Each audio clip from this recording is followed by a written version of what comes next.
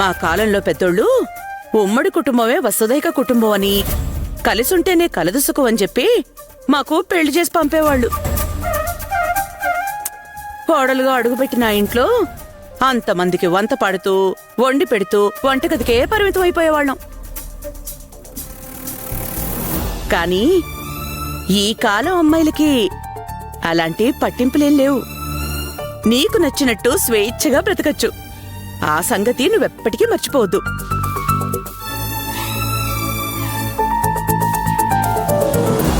ఇదంతా నేనెందుకు చెప్తున్నానంటే, రేపు నువ్వు కోడలుగా అడుగుపెట్టే ఆ ఇంట్లో నీ భర్తతో పాటు మావయ్య, బాబాయ్, మరిది, ఆడపడుచని ఓ పెద్ద సైన్యమే ఉంది. వాళ్ల కోసం నీ కోరికల్ని ఆనందాల్ని దూరం చేసుకోకు.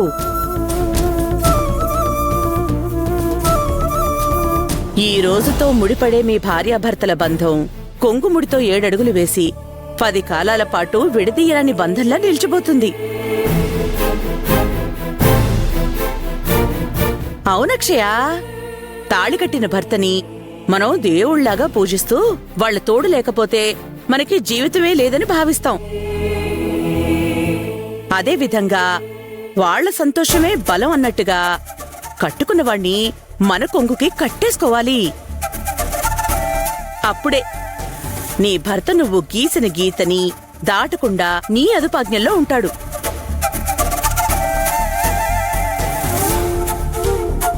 ఈ లౌక్యం తెలియక చాలా మంది భార్యలు మెట్టినింట్లో జీవితాంతం పరిమనుషుల్లా మిగిలిపోతున్నారు.